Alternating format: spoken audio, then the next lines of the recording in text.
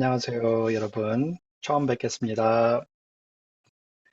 저는 지금 LA에서 한 북쪽으로 한 20마일 정도 떨어진 LA 근처에 벨리라는 곳에 살고 있고요. 지금은 여기가 주일 저녁 6시 이제 18분이 됐네요. 어, 저는 홍 권사님을 친구 목사 권순호 목사님이라고 친구 목사님을 통해서 만나게 됐어요. LA에서는 맛있는 밥을 여러 번 사주셔서 즐기고, 그다음 이번에 제가 한국에 어, 들어가서 좀 오래 머물게 됐는데, 홍 권사님과 거의, 거의 하루 종일 함께 있으면서 삶을 나누다가 여러 가지 이렇게 마음이 맞고 여러 가지 서로에게 더 배우고 나누고 싶은 것들이 있다라고 이렇게 느껴져서 홍우사님과 구글로도 한 번 더 만나서 나누고 또 줌으로도 한 두어 번 정도 이렇게 만나면서 시간을 함께 보냈어요. 홍 권사님께서 어, 권사님과 제가 나눈 것들을 이 에셀에서 월요 모임 때 함께 좀 길게 나눠줬으면 좋겠다 해가지고 오늘 이 모임이 성사가 됐습니다. 이렇게 또 세계 각국에서 지금 오셨다고 말씀드렸는데, 와, 진짜 다 개개인의 어떤 짧은 소개라도 받고 싶은데 시간이 굉장히 짧죠. 어, 다음 주는 제가 개개인이 혹시 만나는 건지 아니면 그룹으로 몇 명이 어떻게 함께 만나는 건지 잘 몰라가지고 어, 그런 준비를 안 했는데 다음 주나 다음 세 번 만날 때는 이렇게 브레이크아웃 세션 해가지고 서로 나누는 시간도 가졌으면 좋겠네요. 오늘은 제가 그런 준비를 안 해가지고 오늘은 제가 말을 좀 많이 하겠습니다. 근데 어느 때라도 제가 얘기하는 도중에 끝에 그 Q&A 타임을 가지긴 하겠지만, 어, 중간에 좀 이해가 안 간다, 중간에 조금 더 설명해 주시면 좋겠다, 중간에 또 혹시 나누고 싶은 거 있으시다 그러면은 이렇게 손을 올리시거나 잠깐 말을 해주면은 제가 함께 이렇게 대화를 하면서 나눴으면 좋겠습니다. 어, 우선은 제가 지금 가는 여정이 이렇게 한 명이서 여러 사람한테 일방적으로 가르치는 게 건강하지 않다는 것을 배우고 그러지 않으려고 노력하고 있는 중이기 때문에 지금 이 자리가 저한테 약간 좀 어색해졌어요. 제 소개를 잠깐 드리면은 제 이름은 서기원이고요. 어, 13살 때 1986년도에 미국으로 왔습니다. 특별히 계산 안 하셔도 돼요. 만으로 저는 이제 다음 달에 50이 됩니다. 그래서 이제 제가 지금 그렇게 나이가 됐고요. 어, 미- 교회는 어렸을 때부터 어머니 따라서 다녔지만 예수님을 영접한 것은 미국에 와서 영접하게 됐어요. 한 13살, 4살 때쯤 와서 한 1년도 안 됐을 때 근처에 오시는 전도사님을 통해서 만나게 됐는데 그 전도사님이 어떤 분이셨냐면은 어, 종말이 다가온다. 회개해야 된다. 요한계시록을 붙들고 계속 설교를 하시면서 너무 무서워서 난 지옥 가기 싫다. 그래서 붙잡은 게 복음이었습니다. 두려움으로 어, 영접을 하게 된 케이스고요. 어, 그리고 나서 어, 친구를 따라서 순복음교회를 다니기 시작했어요. 어, 순복음교회에서 거의 20년을 나정 순복음교회라 돼서 거의 20년을 조영계 목사님의 처남이시죠. 저희 그때 어, 담임 목사님이 그런 것도 잘 몰랐어요, 저는. 한국에서는 장로교회를 따라다녔는데 갑자기 순복음 다니니까 뭔가 다르기도 하면서 열심이고 기도도 열심히 모든 걸 다 적극하면서 그러다가 고등학교 때 찬양인도를 시작했고 찬양인도를 거의 한 18, 9년을 쭉 했던 것 같아요.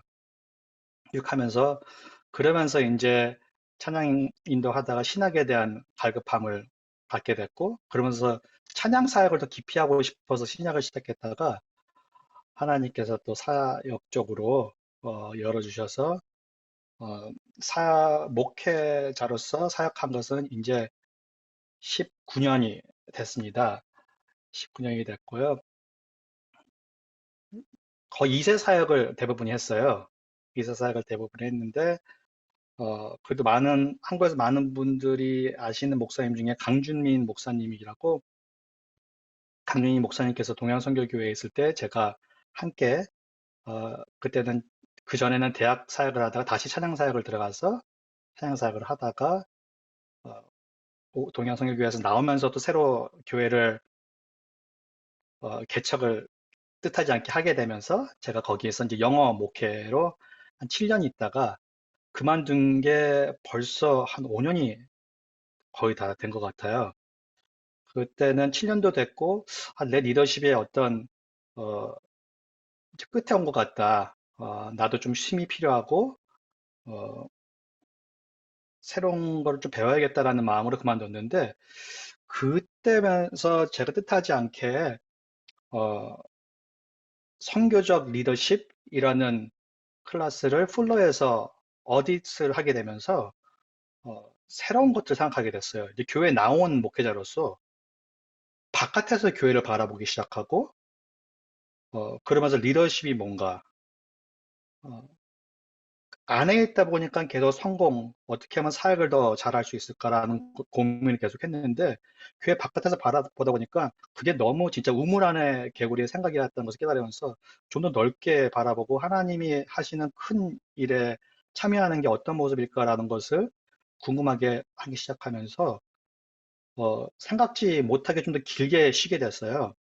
그러면서 계속 배우고 선교적 교회라는 거에 대해서 더 많이 공부하고 함께 만나는 목사님들이 생기고 고민하고 기도하고 책을 읽고 하면서 어, 그 도중에는 제 친구 목사 교회에서 그냥 파트타임으로 사역을 하다가 지난 9월 달에 이제 제가 교회를 사임하고 완전히 나오면서 여태까지 하나님께서 보여주고 가르쳐 주신 것들을 내 사역과 삶 가운데 적용해야겠다 하면서 우선은 교회 개척이라는 이름으로 나오긴 했는데 지금 거의 8개월 이상 동안에 가정 예배만 드리고 있어요. 드리면서 우선은 제 아내가 특히 아이들이 있는데 어,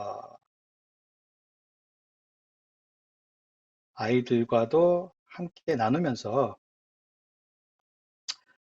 제 가족입니다. 제 가족인데 제 딸아이가 올해 고등학교 졸업을 했어요. 그리고 이제 맨날 찍은 아들이 1살 많은데, 지금은 만으로 19살, 딸이 18살. 그리고 제 아내가, 어, 저하고 이제 결혼한 지 25주년이 됐습니다, 올해. 그래서 지금 그렇게 살고 있으면서 같이 예배를 보면서 계속 하나님이 보여주고 나눠준 것을 함께 나누고 같이 움직이려고 노력하고 있어요. 그런 부분들에 대해 중심되는 부분들을 제가 몇 달 전에 홍 권사님과 시간을 나누면서 나눈 거고, 제가 이 세미나를 어떻게 타이틀을 지을까 그러면은 음, 핵심이 뭘까? 침묵이라는 시간을 되게 많이 나누긴 했는데 핵심이 뭘까 하다가 어, 경청하는 삶, listening life라고 제목을 지어봤어요. 경청하는 삶. 왜냐면은 귀 기울여 듣는다는 것이 가장 큰 사랑의 표현이 아닌가라고 저는 요새 많이 느끼고 있거든요. 어, 그 경청이라는 것이 무엇인가를 배워가면서, 경청이 진짜 사랑의 모습이고, 사랑의 삶이고, 사랑의 태도구나. 그래서 왜냐면은 가장 그리스도인의 사는 삶은 뭐냐면은 하나님을 사랑하고, 이웃을 사랑하고, 나를 사랑하는 게 가장 그리스도다운 모습인데, 그러려면 어떻게 되냐면은 나를 받아들이고 나에게 대하고 싶은 것처럼 이웃을 사랑하고 이웃을 사랑하는 모습이 하나님을 사랑하는 모습에 반영된 삶으로서 살아가야 되는데 어떻게 할 수 있을까 했을 때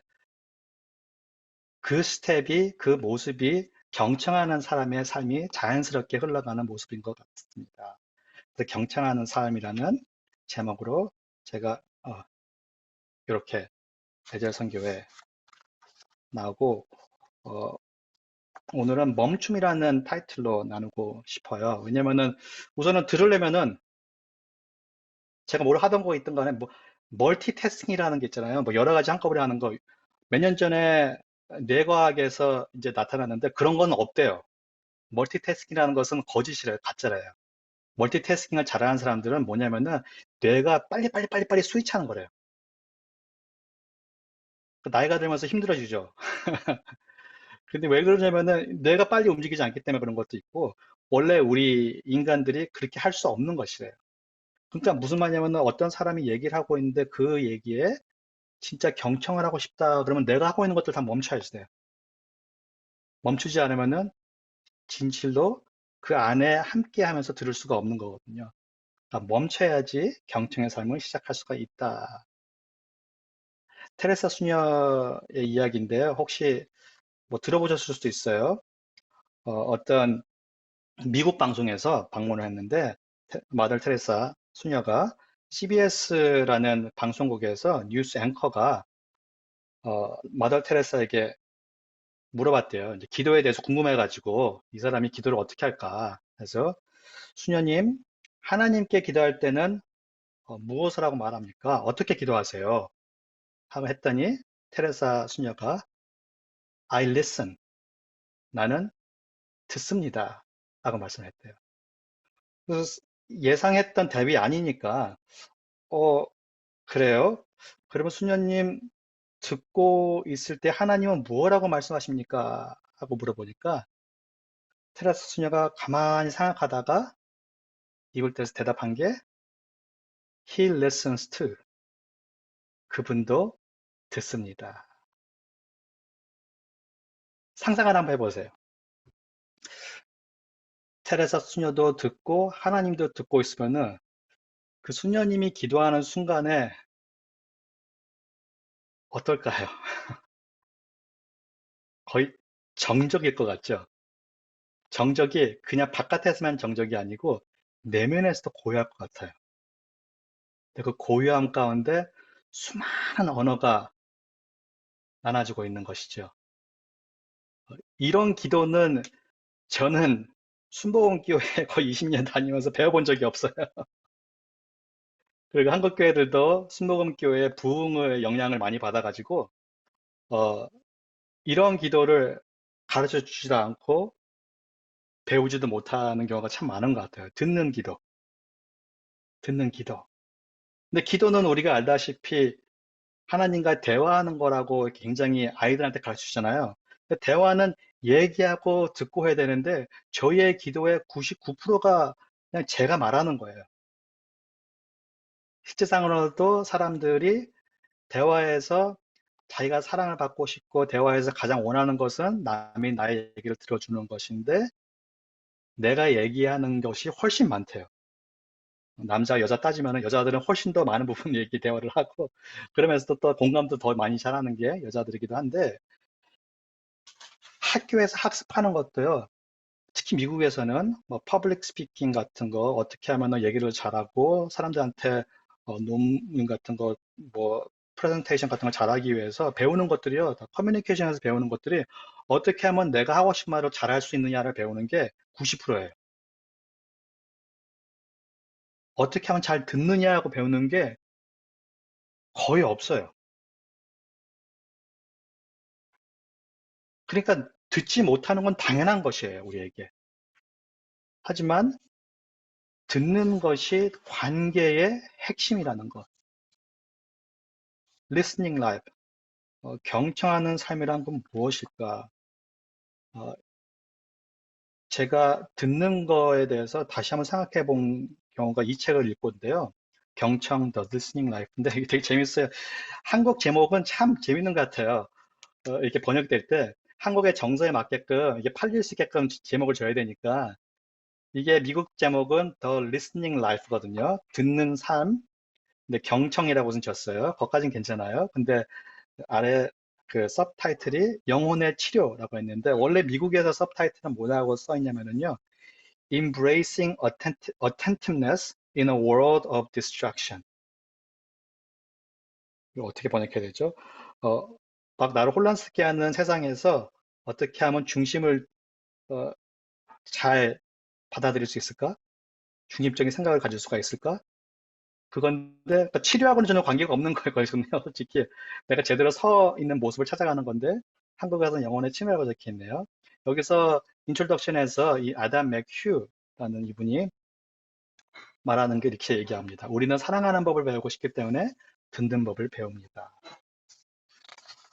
아름답죠. We learn how to listen because we want to learn how to love. 이게 너무 재미있는 예화가 있는데요. 이 책에 대해서. 이 사람이 이제 듣는 거에 대한 책이 너무 없고, 듣는 기도도 별로 없고, 하나님 말씀을 듣는 거 하면 거의 다 이제 오순절 쪽에 책들이 되게 많고, 듣는 것도 굉장히 뭐 예언 사역에 관한 듣는 책들이 대부분이어가지고, 그냥 관계 안에서 듣는 그런 책들이 없더래요. 그 자신이 써야겠다 해가지고 공부하고 기도하고 하면서 천천히 썼는데, 책을 다 쓰고, 이제 출판하려고 출판사에 가져갔대요. 출판사에서 세 군데인가 이상해서 다 이 책 출판 못 시켜준다고 다 저기 리젝트를 당하셨대요. 이유가 뭐냐면은 이런 책은 사고 싶어 하는 사람들이 없다는 거예요. 누구도 듣고 싶어 하는 사람이 없다. 듣는 것을 배우고 싶어 하는 사람들이 없다라고 하는 출판사의 이유였습니다. 근데 하나 조그만한 출판사 하나가 이 내용이 너무나도 소중한 것 같다. 팔리든 안 팔리든 우리가 함께해서 출판하자 해가지고 출판하게 된 건데 예상 외로 사람들이 책에 대해서 반응을 많이 보인 거예요.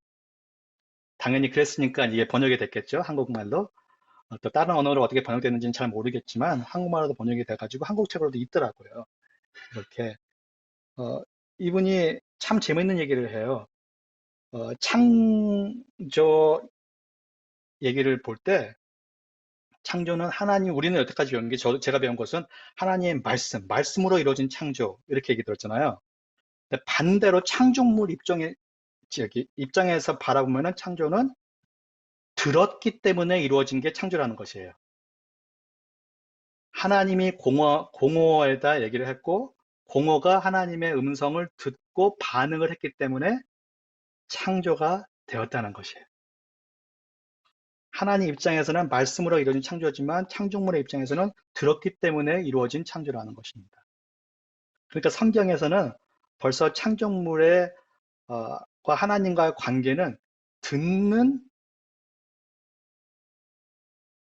관계, 말하고 듣는 관계. 처음부터 말하는 대상은 하나님이었고, 듣는 대상은, 반응하는 대상은 창조물이었다는 것이에요. 그러면 그 관계 안에서 인간이 만들어졌고, 인간이 하나님의 형상으로 살아가는 것은 그 흐름대로라면은 듣는 데서부터 시작해야지 그 관계가 풍성히 유지될 수 있다라는 것입니다. 솔로몬 왕이 이제 템플을 성전을 짓고 기도하잖아요. 저는 여태까지 계속 짓고, 근데 이거 한 번도 딱 들어가 있으면은 제가 성경을 계속 읽어도요, 그대로밖에 안 보일 때가 참 많아요. 진짜 스탑해가지고 내가 직접 깊이 묵상하지 않는 이상. 저는 계속 어렸을 때부터 배우고 계속 그렇게 알고 있었던 게 뭐냐면은 솔로몬 왕은 하나님이 널 뭐 갖고 싶니? 하고 물어봤을 때 솔로몬의 대답은 지혜를 주세요가 대답이었다는 걸 계속 알고 있었어요. 그렇게 배웠고. 솔로몬 왕은 지혜 왕이었고, 지혜를 달라고 했기 때문에 하나님이 지혜 외에도 부도 주셨다. 뭐 여러 가지 주셨다. 능력 주셨다라고 배웠는데 신명 열왕기상 3절하고 9절 말씀에 보면은 뭐라고 했냐면은 아니 맞네요. 제가 읽어 드릴게요. 열왕기상 3장 9절 말씀이요. 누가 주의 이 많은 백성을 재판할 수 있사오리까 듣는 마음을 종에게 주사 주의 백성을 재판하여 선악을 분별하게 하옵소서.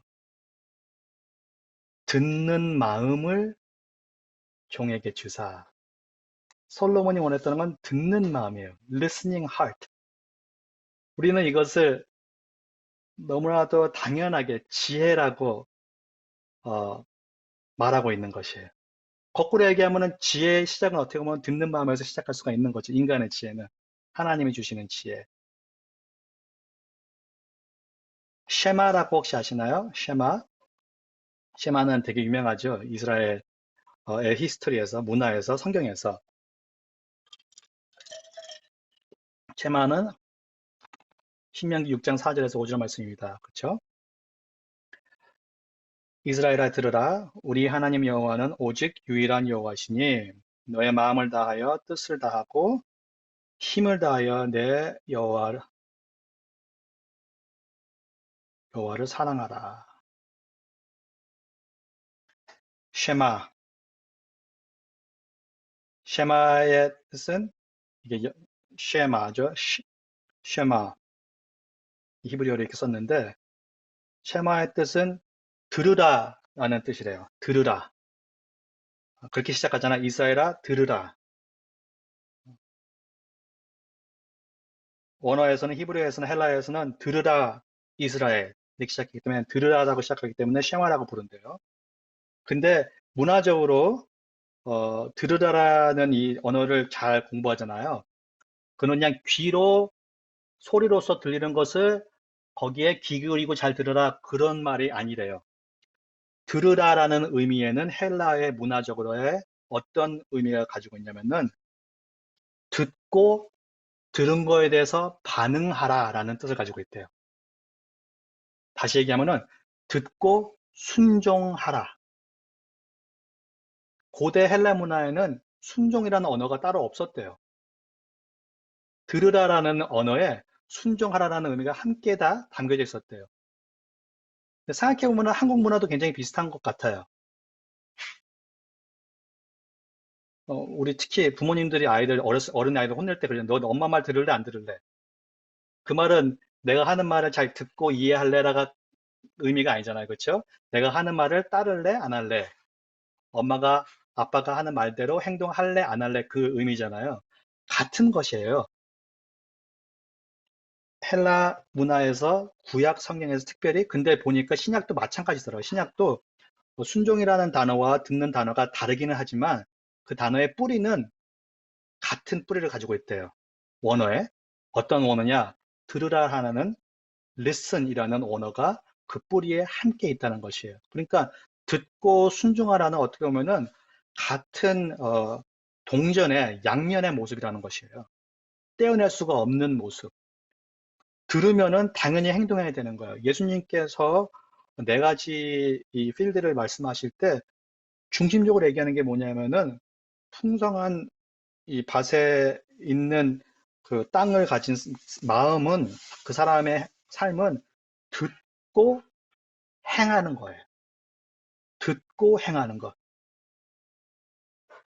근데 우리는 지금 교회 시스템이나 우리의 삶을 보면 듣는 거, 배우고 새로운 지식을 얻고 모든 걸 깨닫고 하는데 너무나도 많은 것들이 치우쳐 있는 것 같아요. 저도 마찬가지고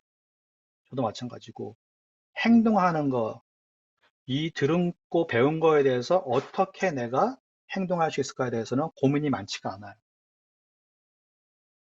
하지만 고민이 동일해야 되는 것이고 행동으로 주어지기 전까지는 우리는 들은 것이 아니다라는 것을 말하고 있는 게 어떻게 보면 쉐마예요.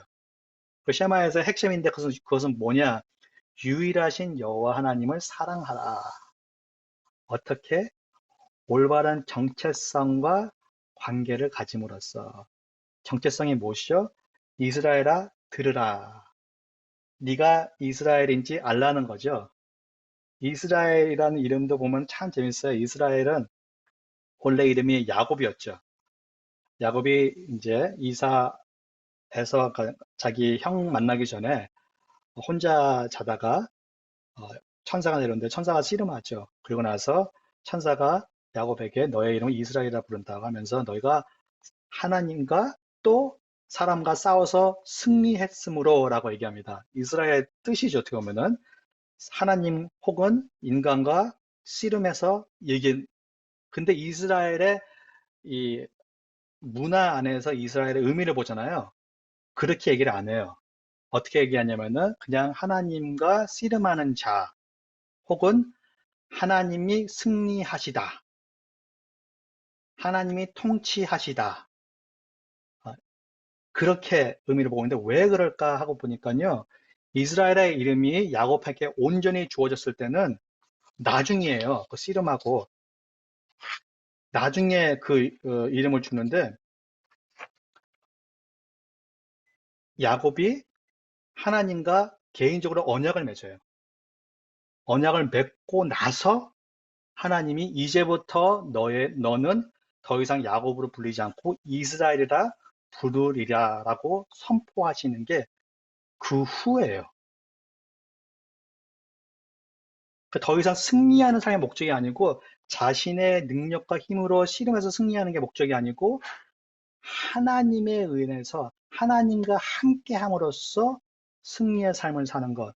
그것보다 더욱더 중심적인 건 뭐냐면은 계속해서 씨름해 나가면서 진리와 올바른 관계 안에 있도록 노력하는 삶을 사는 것. 그게 이스라엘의 정체성이라는 것이에요. 진리 안에 머물기 위해서, 선함에 머물기 위해서 계속해서 씨름하면서 사는 것. 이스라엘 백성이라 정체성이라는 것이죠. 그렇기 때문에 그 정체성을 지키기 위해서는 계속해서 하나님을 사랑할 수 있도록 하나님의 말씀에 귀 기울이고 듣고 행동하고 그 말씀대로 살려고 그 말씀을 기억하고 하나님 노력하면서 싸우라는 것이죠. 듣는데 노력하고 듣는데 모든 에너지를 우선은 내려놓으라는 것이에요. 성경에서 이스라엘 정체성을 맨 처음 보여주는 게요.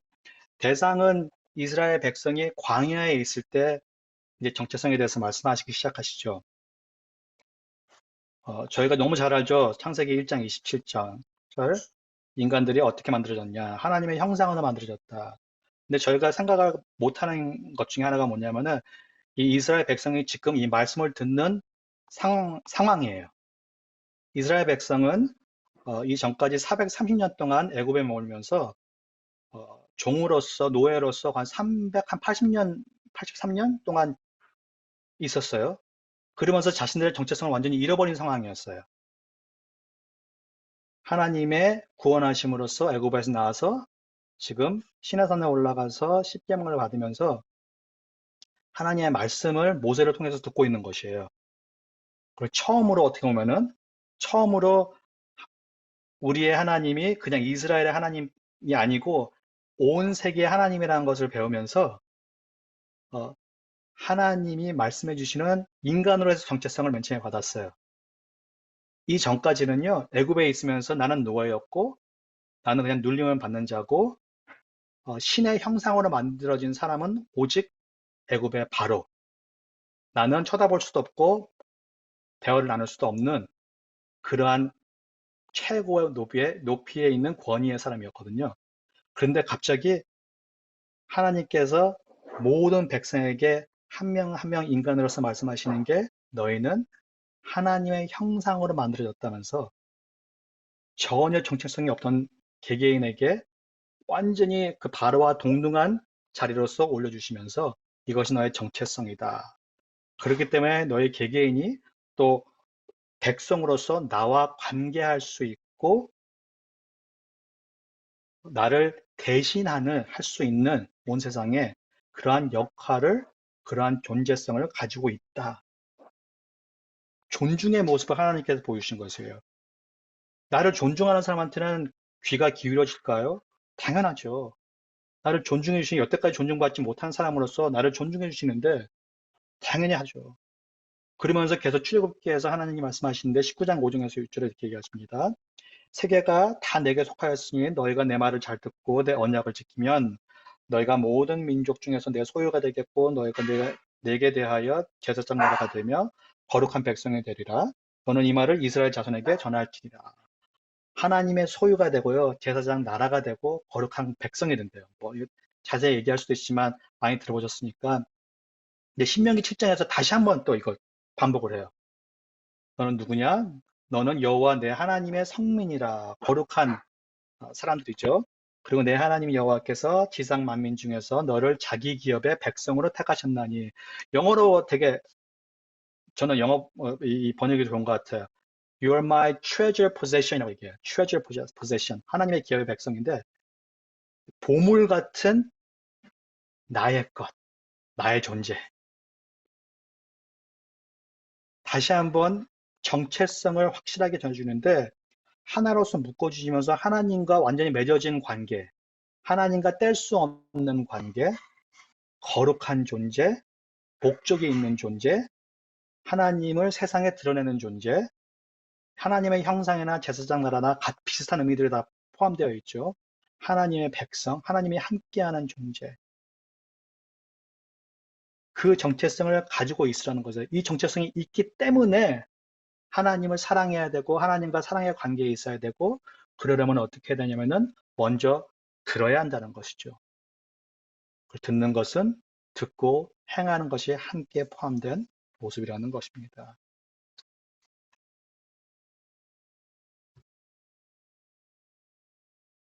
홍해를 지나고 나서요. 그들이 너무 기뻐하고 어, 자유의 삶을 살려고 하는데 제일 먼저 받아들인 어려움이 물하고 음식이었어요. 날아갔더니 말하는 데 가가지고 물이 쓴 물밖에 없고 마실 수가 없고 그 다음에는 먹을 게 없는 것이에요.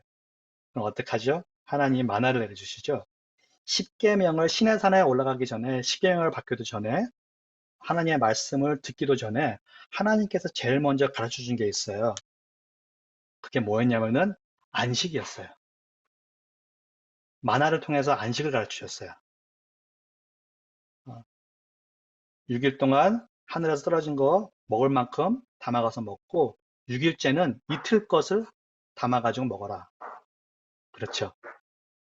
그 평일날에는 이틀 것을 가지고 있으면 다음날 다 썩었어요. 근데 토요일날은 토요일날이 아니죠. 그들한테는 금요일이죠. 안식일 전날에는 6일째는 이틀째를 담아도 다음날에 썩지 않았어요. 안식을 가르쳐 주셨어요. 안식은 원어로 어떤 의미를 가지고 있냐면 멈추다라는 의미를 가지고 있대요. 멈추다. 어, 멈추다.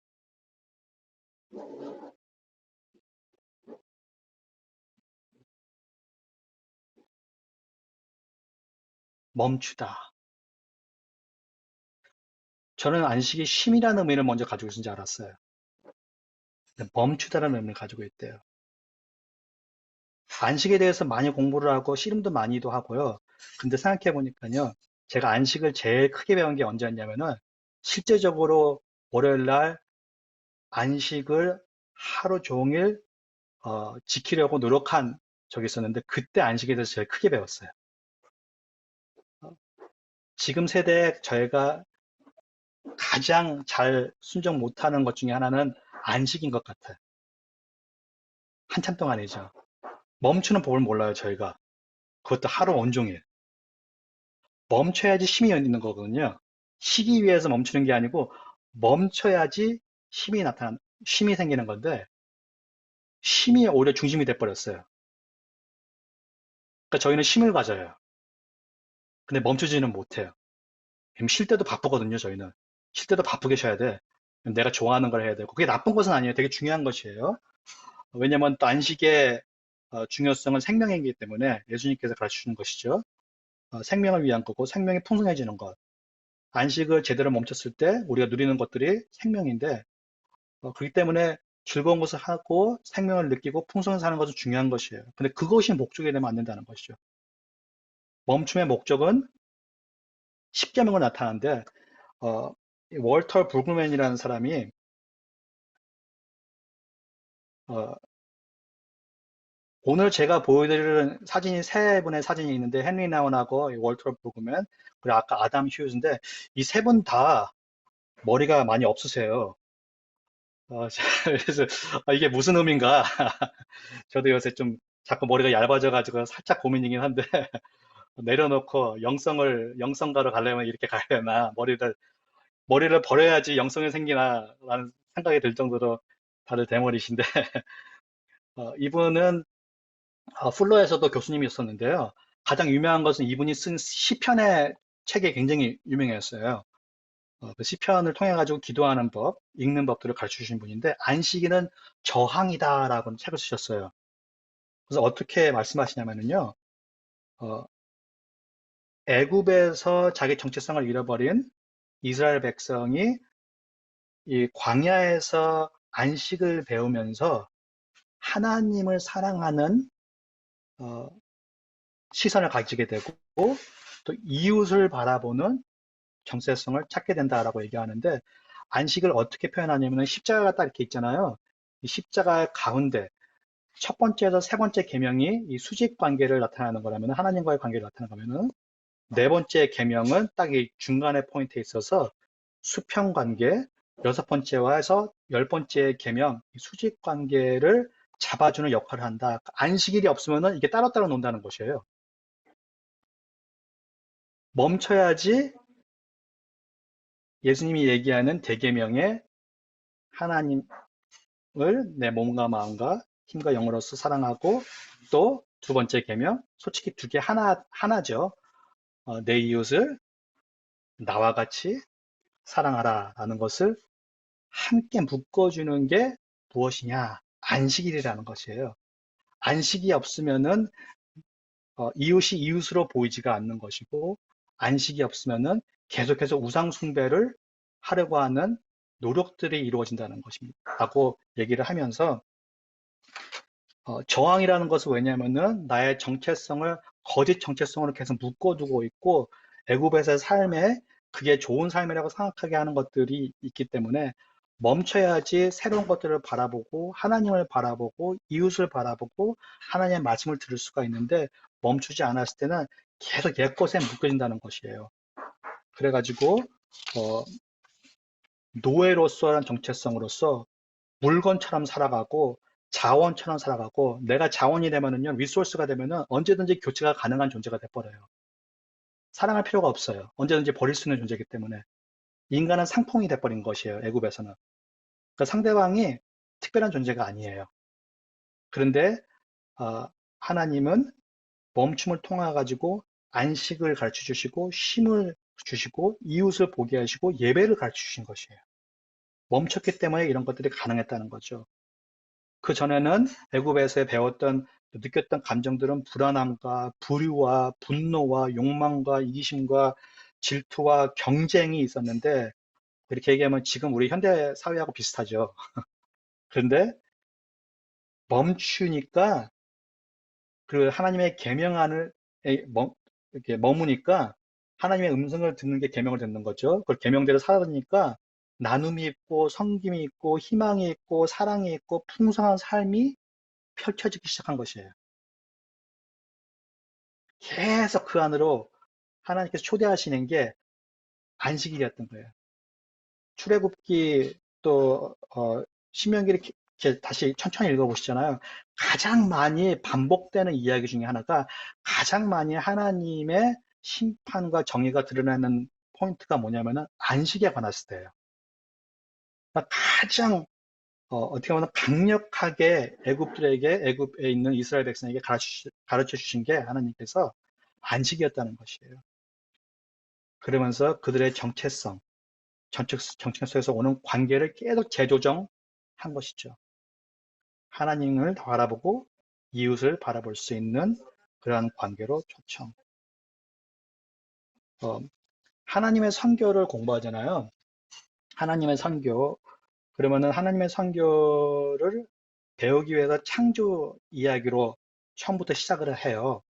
그래서 창조의 이야기에서 샬롬이라는 언어로서 온전한 하나님의 나라를 얘기하는데 그것은 뭐냐면은 하나님과 인간과의 어, 사랑과 신뢰 가운데 있는 관계, 인간과 또 인간의 사이에 사랑과 하나됨에 있는 관계, 인간과 다른 창조물들 간의 어, 이 통치하고 다스리는 또 조화로운 관계, 이 관계의 세 가지 관계를 얘기하면서요.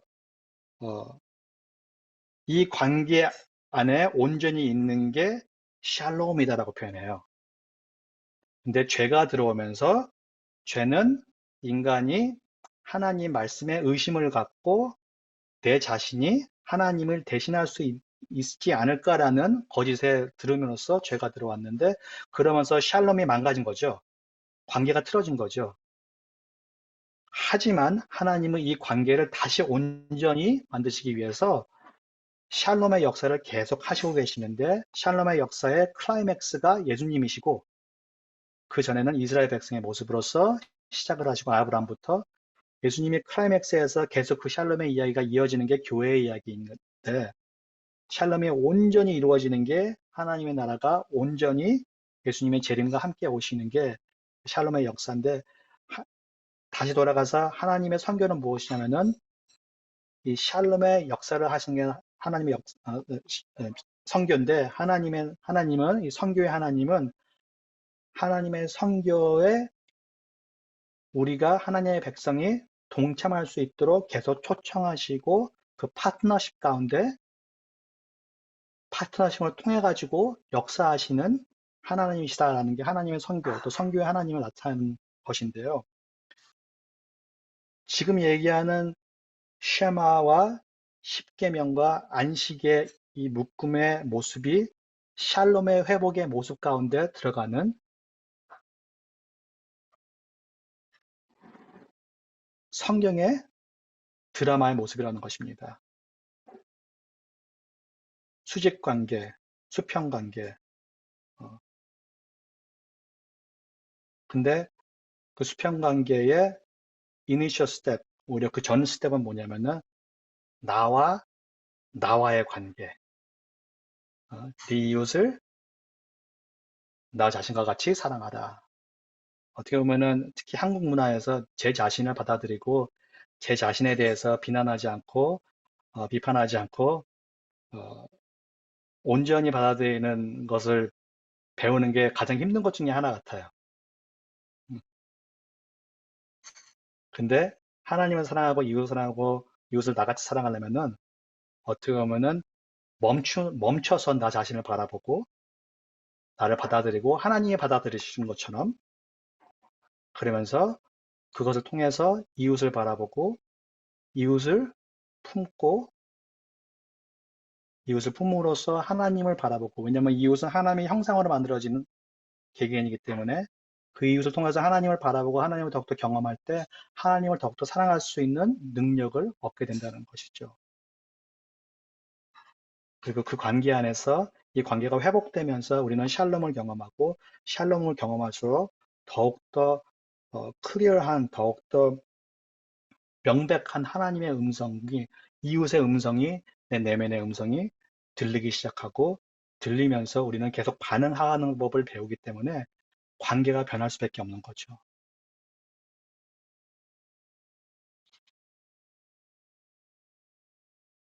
어, 미국에 지금은 리타하신데 팀 켈러 목사님이라는 분이 계세요. 미국에서는 지난 한 15년, 20년 중에 거의 특히 젊은 목사들 가운데 가장 큰 영향력을 준 목사님이신데, 팀 켈러 목사님이라고, 뉴욕에서 리디머 교회라고 하죠.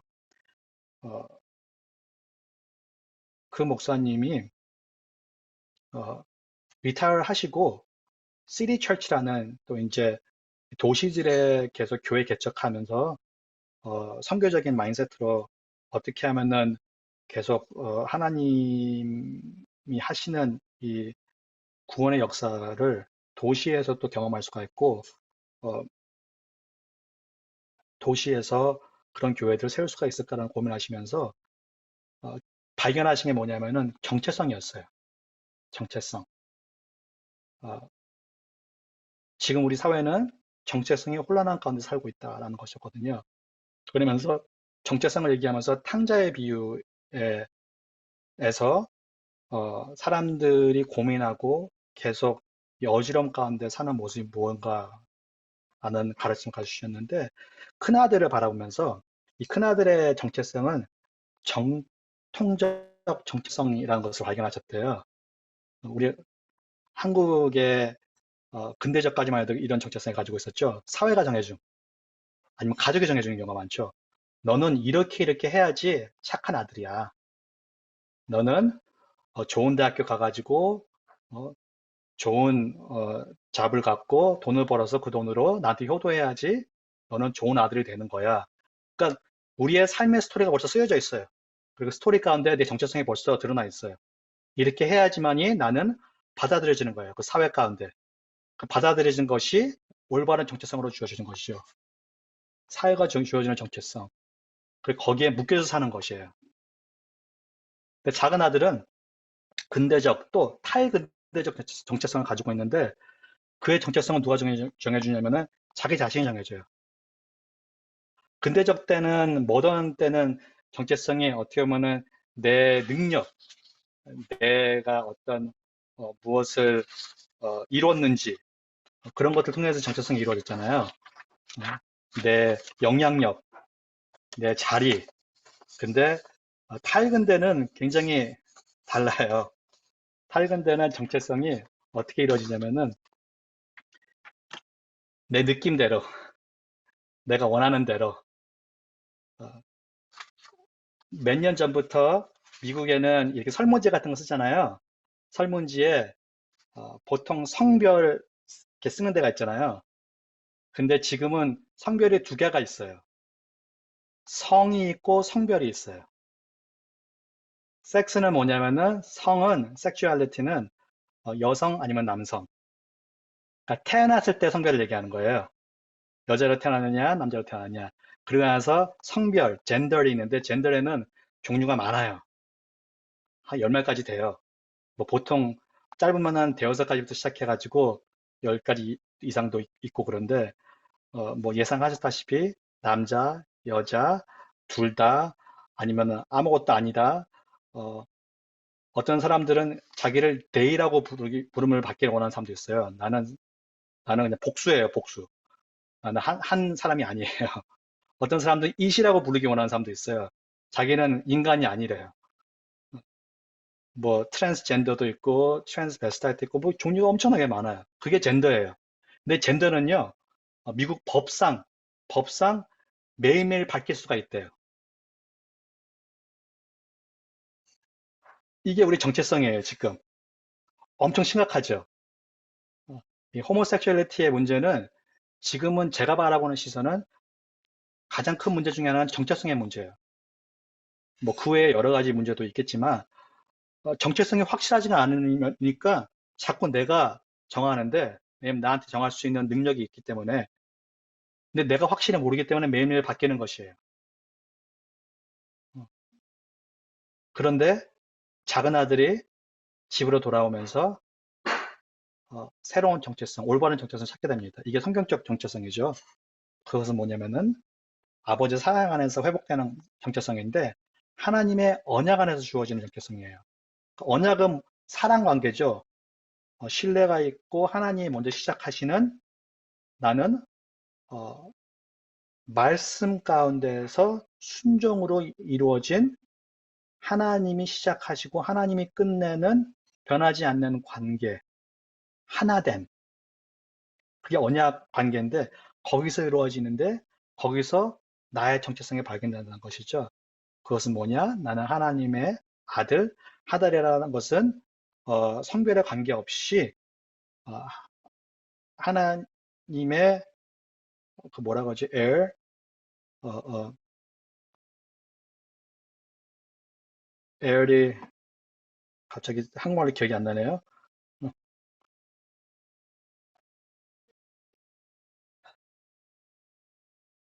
종자라 그러나요?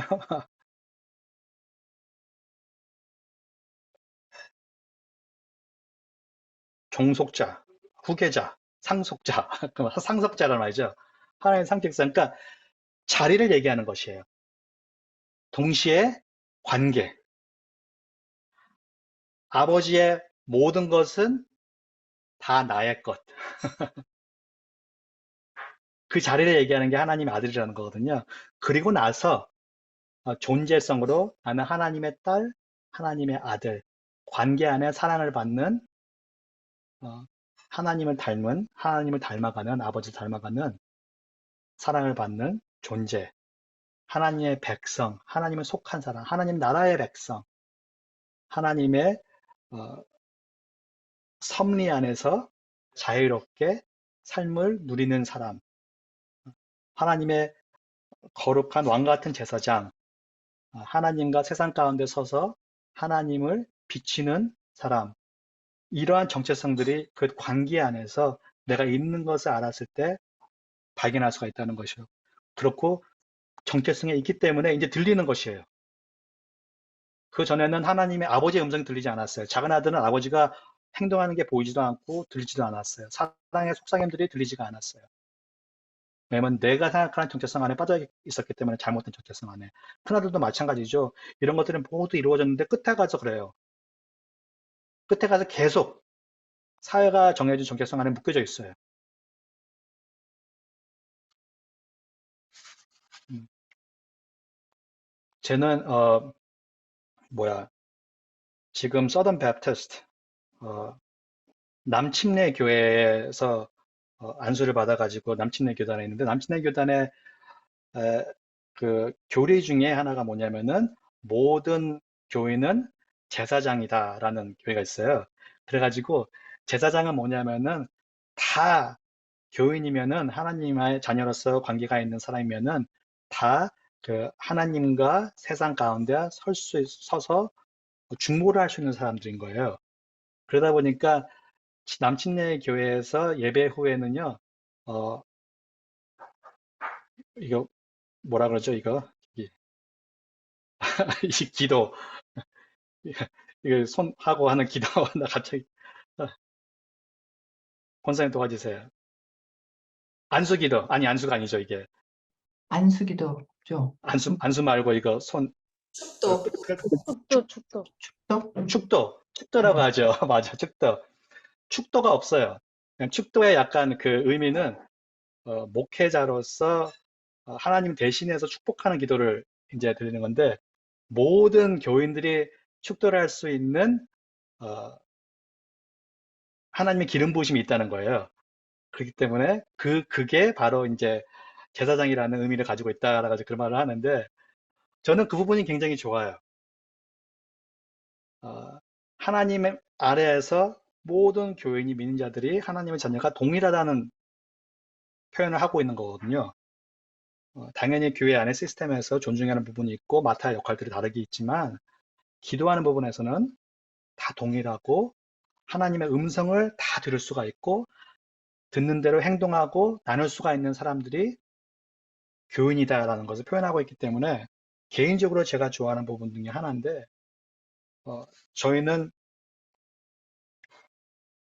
그 안에서도 정체성 혼란이 있는 것 같아요. 왜냐하면은 저희가 자라온 교회의 전통에서는 교인은 축도를 할 수 있는 능력이나 권리가 없거든요. 뭐 자리가 아닌 것이죠. 안수기도도 마찬가지고. 저희가 뭐 이 부분에 대해서 뭐 교회 가서 뭐 따지고 그러라는 게 아니고 한번 저희가 생각해 보는 것이에요. 그러면 나는 이 부분을 내 정체성을 가지고 어떻게 살아가고 있나? 교인으로서 하나님의 자녀로서 하나님의 말씀을 듣는다는 것은 어떤 의미일까? 그러면은 이웃의 말을 듣는 것은 어떤 의미일까? 어떤 모습일까? 라고 한번 상상을 해보는 것이죠. 아까 제가 읽었던 말씀인데 출애굽기 19장 말씀 세계가 다 내게 속하였나니 너희가 내 말을 잘 듣고 이렇게 쉐마예요. 잘 쉐마하고 내 말을 내 언약을 지키면 쉐마하면 그러니까 지금 쉐마가 두 번 들어간 거예요. 내 말을 쉐마하고 내 언약을 쉐마하면 쉐마할 때 너의 정체성이 너의 삶 가운데 자리 잡고 드러난다는 것이에요. 그러니까 정체성은 그냥 내가 깨닫는다고 되는 게 아니는 것이에요. 하나님의 말씀을 듣고 하나님의 언약을 지킬 때 그럴 때 우리는 하나님의 소유로서 살게 되고 제사장 나라로서 하나님의 빛을 비추게 되고 거룩한 백성으로서 거룩함을 살게 되고 이스라엘 백성으로서 우리 자손들에게 전할 수 있는 능력을 가지게 된다는 것입니다. 우리의 정체성은 쉐마로서 시작하고 쉐마로서 보여준다는 것이에요. 듣는 삶, 경청하는 삶.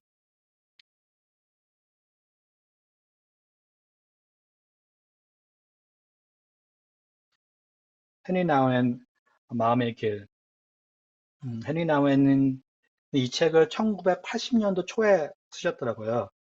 근데 1980년대부터 벌써 이 근본주의가 되게 위험한 길로 가고 있다는 걸 느꼈고, 우리는 2000년, 1999년 아주 두려움을 이렇게 바라보고 있었잖아요. 많은 사람들이.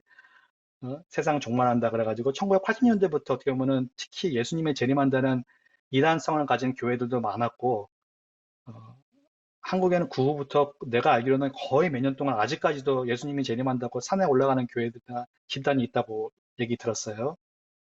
LA에서도 1988년도인가 마라나타 교회라는 데서 예수님이 재림한다고 모든 거 다 팔고 교회에 와서 다 같이 기도하고 기다리자라고 해가지고 예수님이 원래 오기로 하신 날 안 오셔가지고 교회가 모든 헌금을 들고 없어졌어요. 이러한 일들이 굉장히 많았었어요. 이런 것들을 바라보고 그러셨는지 잘 모르겠지만 헨리 나우는 1980년대에 벌써 종말의 때에 살고 있다는 것을 굉장히 자각하시고 종말의 때에 살고 있는 우리 그리스도인들은 어떻게 해야지 풍성한 삶 가운데 하나님과 친밀한 관계에 또 이웃을 사랑하면서 그 사랑 안에서 풍성한 삶을 매일 살 수가 있을까라고 고민을 한 거거든요. 그리고 그 고민 가운데 어, 그 담론을 어디서 찾았냐 하면은 4세대의 사막 교부들에게서 찾았어요. 재밌는 게 뭔지 아세요? 제가 요새 이렇게 특히 어, 하나님 말씀에 집중하고 듣고 뭔가 거룩한 삶을 찾고 있는 지금 이 어, 탈근본 세대의 포스트 모던 세대의 어, 성자들의 씨름에서 찾잖아요. 많은 사람들이 지금 그들이 바라는 답을 3, 4세기 때의 이 사막 교부들의 삶에서 찾고 있어요. 뭔가 비슷한 리듬이 있는 거죠. 지금 하나님께서 계속 비슷한 에코의 형태의 메시지를 계속 주시고 계시는 것이에요. 아까 보여드렸던 그 뭐야 그 듣는 삶, 리빙 라이프를 쓰신 애덤 휴 책에서도 경성이라는 책에서도 같은 말을 하고 같이 중간에 3세대의 사막 교부에서의 어떠한 것들을 배웠는지 나누고 있고요. 월터 볼그맨도 3, 4세대의 사막 교부가 하는 말에 대해서 굉장히 큰 관심을 가지고 있습니다. 그들이 왜 특별할까요? 뭐 새로운 게 있었을까요? 새로운 건 없어요, 솔직히 그들이 하는 것 중에서. 하지만 그 상황 가운데 그때 당시에는 로마가 그리스도 기독교를 정부의 종교를 받아들이기 전에 기독교인들을 엄청 심하게 이제 학대하고 있을 때였고 그 학대 가운데 살아남기 위해서 벗어나기 위해서가 아니고 더욱더 풍성하게 살아나기 위해서 한 행동이 있었는데 그것이 무엇이냐면은 세 가지가 있다는 것이에요. 그래서 헨리 나운이 나누는 게 바로 고독이 있고 침묵이 있고 기도가 있다라고 얘기하는 것입니다. 사역자들이 위해서 썼는데 제가 이렇게 읽어보면은 전에 같은 경우는 사역자는 이제 목사, 선교사라고 생각했는데 사역자는 모든 교인이 사역자인 거죠. 모든 믿는 자가 사역자인 거죠. 그런 의미에서 그런 퍼스펙티브에서 관점에서 이 책을 바라보고 읽으시고 지금 내가 있는 자리가 하나님께서 보내주신 자리이고 이 자리에서 내가 하나님의 선교에 동참하는 사람으로서 어떻게 하면은 더욱더 사랑으로 거듭나는 사람이 될 수 있는지라는 상상으로서 읽으시면은 훨씬 더 저희가 지금 있는 자리에서 적용할 수 있는 그런 책이 될 수가 있을 것 같습니다. 짧은데 천천히 읽어야 되는 책이에요. 우리 홍 권사님은 이 책을 어, 반나절에 다 읽으시고 또 대부분은 많은 부분도 이해를 하셨겠죠? 저 같으면 이해도 잘 못해요, 솔직히. 저는 이 책을 2년에 걸쳐서 읽었어요. 같이 읽은 사람들이 있었는데 수요 아침마다 같이 모이는 6분의 개개인들이 있었어요. 이란 목사님 한 분이 인도를 시작하셨고, 그리고 그분이 어, 그분의 와이프와 또 선교사를 하셨던 여성분들 두 분, 또 Foursquare Denomination이라는 데에서 일하셨던 그냥 지금은 그냥 평신도 계신 분하고 같이 6분이서 했는데 이분은 이 책을 20번 이상을 읽으셨대요. 그때 당시에. 근데 이해를 못 하시겠대요. 그러면서 저희한테 거의 한 두세 장씩, 한 두세 장씩 매주에 한두 장씩 읽으면서 그 읽은 거에 대해서 같이 씨름하고 나누고 이런 의미일까 저런 의미일까 나누면서 한 2년에 걸쳐서 저는 읽었어요. 그랬는데도 솔직히 다 이해를 못 하겠어요. 근데 재밌는 게 제가 적용을 하기 시작하니까요.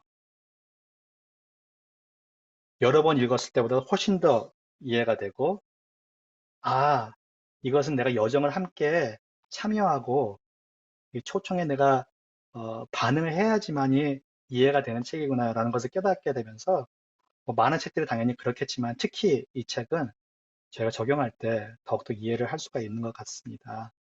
어, 고독, 침묵, 기도. 그래서 제가 이 간사님께서 저에게 기도지에 넣을 수 있게끔 이렇게 매주 요약해서 보내달라고 했는데 제가 그냥 짧게 거의 뭐 서론식으로만 쓰긴 했지만 끝부분에 실천이라고 썼어요.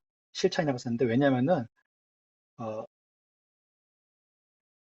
제가 요새 이제 에듀케이션 쪽에서 어, 교육학에서 이제 요새 많이 나오고 있는 학습의 모습인데요. 더 이상 우리들은 한 명이 얘기하는 걸 들음으로써 듣기만 해서는 배우지 못하는 상황이 왔다는 거예요. 전에는 그렇게 배우고 느꼈을지 모르지만 지금은 배움이 듣는 것만으로써 배움은 거의 이루어지지가 않는데요. 삶에서 배우는 것은 이 액션 리플렉션이라는 것을 통해서 이루어지는데 그것은 뭐냐면은 이 5가지의 계속 반복되는 형상을 얘기하는 건데요.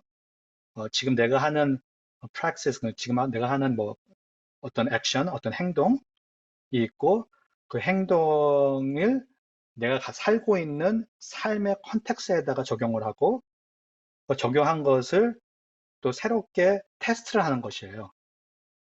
테스트를 하고 테스트한 다음에 나 혼자 내면으로서도 고민하고 내가 행동한 게 어떤 의미를 가지고 있는지 내가 뭘 배웠느냐, 내가 잘했나 잘못했느냐 라는 것도 보지만 또 공동체로서 서로 나누면서 공동체로서 우리가 함께 아니면 따로 한 행동들에 대해서 어떤 것을 배우고 어떤 것을 깨닫고 어떤 것을 나누고 하면서 그 듣고 그리고 듣고 나서 그러면은 우리 다시 한번 이 행동을 다르게 다른 목적을 가지고 다른 태도를 가지고 다르게 한번 또 행동을 시도해 봅시다라고 다시 행동을 5번째 가서 이게 반복되는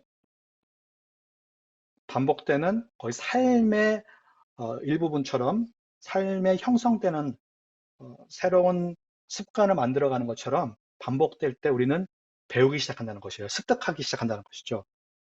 그러니까 액션하고 리플렉션이 없고 특히 커뮤니티가 없으면은 이발리에이션을 안 하면은 배움이 없다는 것이에요.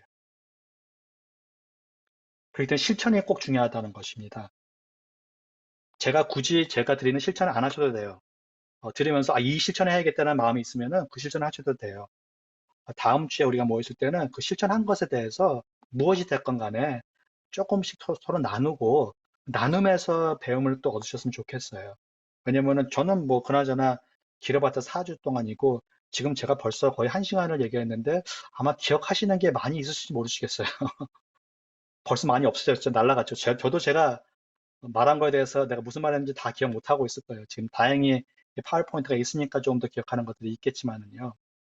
액션 리플렉션을 통해 가지고 우리가 행동을 통해서 행동을 생각하고 행동에서 무엇을 느끼고 깨닫고 배웠는지 또 그 나눔을 통해 가지고 들음으로써 배우고 들음으로써 사랑할 수 있고 서로에게도 가까워지고 하나님께도 가까워지는 그러한 저는 요새 그래가지고 순종이라는 것을요 어, experiment라는 표현을 가끔 받았어요.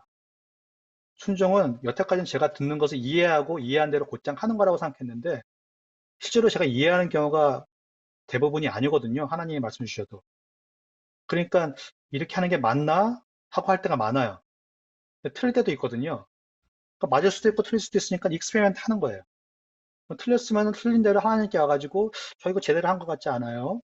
왜 그랬을까요? 다르게 해야 될까요? 어, 이 옆집 사람하고 예수님 뭐, 어, 복음을 나누려고 하는데 잘 안 됐어요. 잘한 건가요?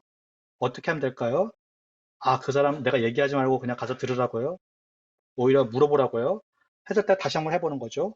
물어보고 왔더니 어, 더욱더 복음을 나눌 수 있는 그러한 기회가 더 많아진 것 같네요. 이러면서 이제 순종을 배워가는 것이죠. 무조건 가서 복음을 전하는 것이 아니고 그러한 어, 말씀을 받았더라도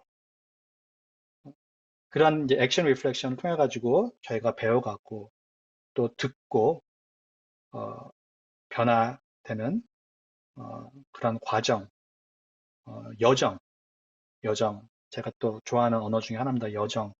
함께 걸을 수 있길 바랍니다.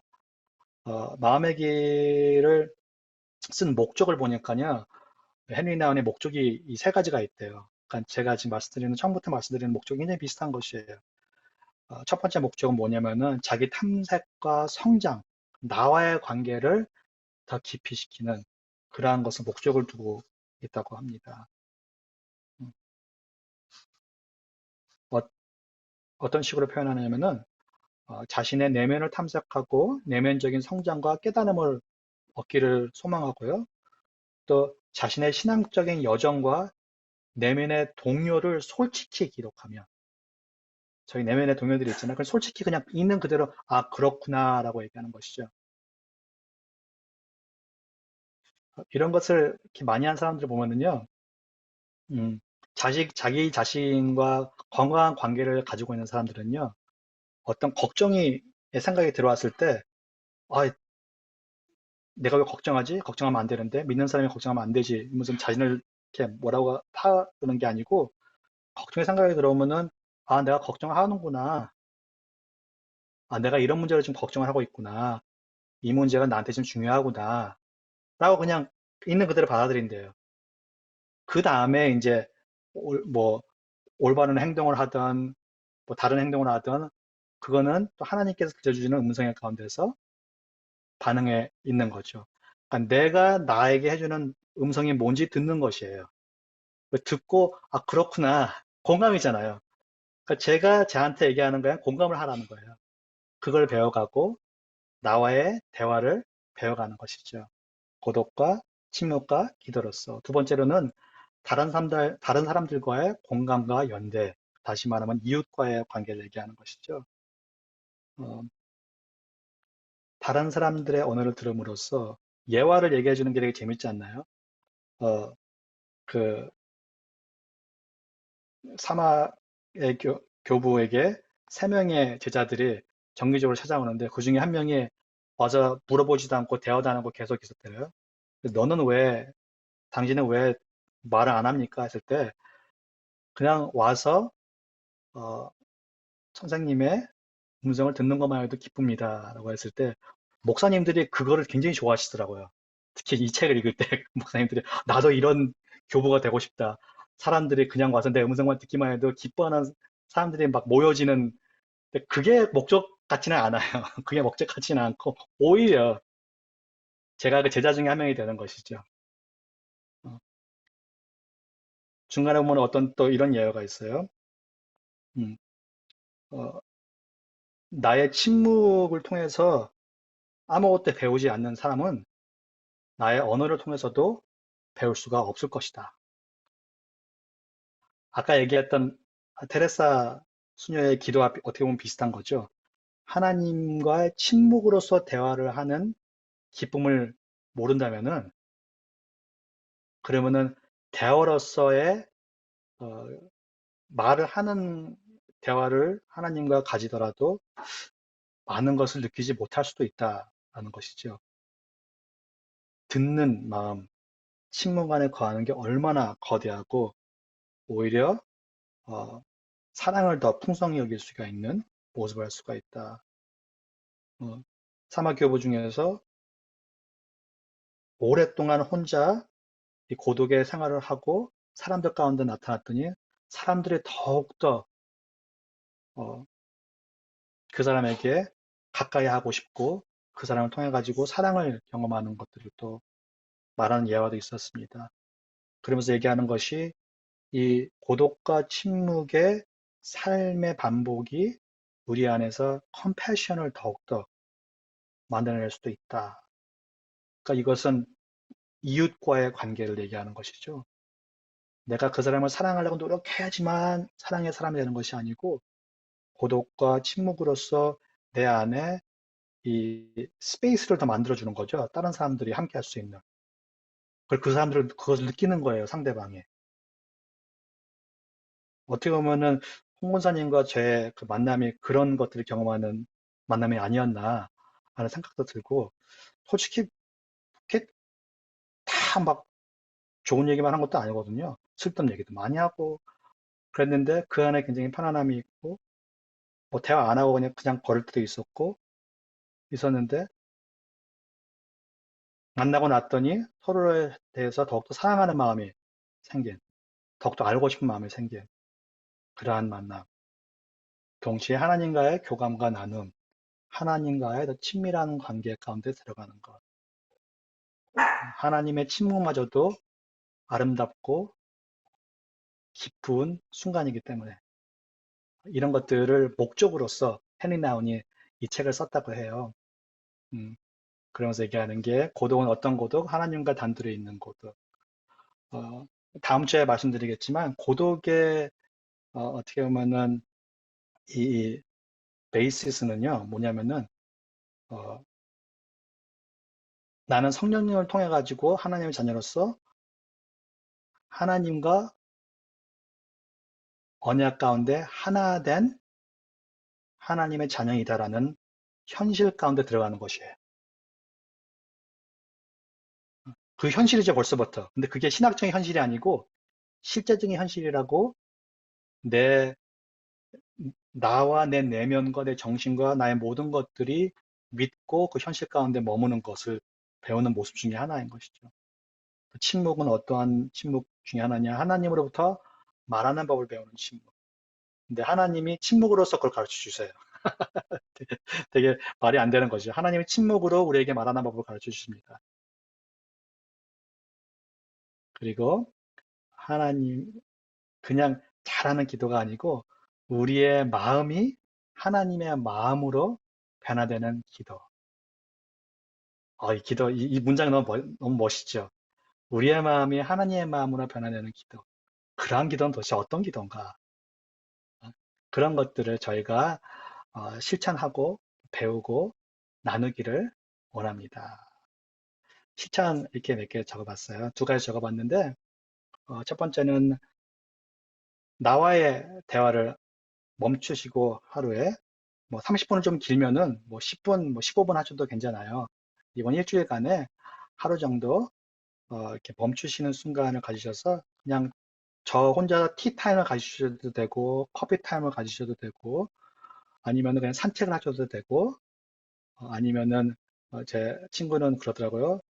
오늘은 설거지 안 해. 라는 날을 선포하시고 노 설거지 데이를 선포하시고 그 시간에 어, 가족들한테 이제 맡긴 다음에 그 시간에 혼자서 조용한 시간을 가지셔도 되고 그러면서 이런 것들을 제 자신과의 대화를 해보셨으면 좋겠어요.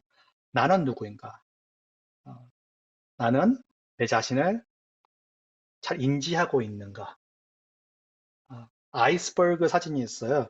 이 북해나 남해에 가면은 이 바닷가에 떠다니는 이 얼음산들이 있잖아요. 근데 실제적으로 그 얼음산을 바라보면은 내면의 바다 아래가 80%래요. 바다 위에는 20%가 안 된대요. 보이는 모습이. 근데 그게 우리 개개인이 나를 바라보는, 나를 인지하는 모습과도 흡사하다고 합니다. 우리는 우리 자신을 인지 못하는 부분이 훨씬 많아 것 같아요. 근데 우리가 멈추고 우리 자신을 바라본다면은 조금 더 인지할 수 있지 않을까. 그러면서 내가 나를 바라보는 시선으로 아니면 내가 나에게 얘기해주는 나의 좋은 점은 무엇이고 나의 또 안 좋은 점은 무엇인가 하는 것을 솔직히 한번 써보셨으면 좋겠어요. 그래서 내가 인지하지 못하는 것들이 있는가, 나에 대해서, 어, 나의 목소리를 못 듣고 있는 것들이 있는가? 들어야 할 것은 무엇인가? 어, 두 번째 거는 그냥 하셔도 되고 안 하셔도 되는데 첫 번째 거를 좀 하시고 다음 주에 나눴으면 좋겠고요. 두 번째 거는 뭐냐면은 그냥 일주일간 아름다운 순간, 왜냐면은 창조주의 하나님과 동행한다는 하나님의 선교는 하나님의 선하게 만드신, 아름답게 만드신 창조물과도 함께 조화롭게 있다는 건데, 창조물들이 우리에게 얘기하는 것들을 우리는 잘 들을 수가 있는가? 창조물들을 통해 가지고 창조물의 하나님을 또 만날 수가 있다고 성경은 얘기하는데, 바울은 얘기하는데, 그것들은 무엇인가? 아름다운 순간, 음미하시고 사진 한 장을 간직해 주세요. 다음 주에 이 사진을 혹시 찍으셨다면은 나눠주시면 그것도 되게 좋을 것 같아요. 예를 들어서 제가 이렇게 적었는데, 내가 느끼기에 하나님의 영광이 임한 순간, 예배의 순간일 수도 있고, 뭐, 아닐 수도 있죠.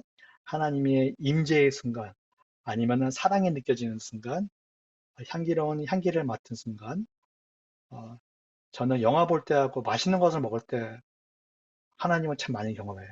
아름다움을 많이 경험합니다. 근데 사진을 한번 찍으셔가지고 내가 나한테 보여주는 것이에요. 그 사진을 통해서도 다시 한번 듣고 그 들음 가운데 또 어, 함께 다가오는 어, 내가 반응해야 될 것은 무엇인가라도 그 부분도 같이 한번 들어보시고 어떻게 반응 더 하셨는지 나눠줬으면 참 좋겠습니다. 오늘은 제가 드릴 말씀은 여기까지 끝내고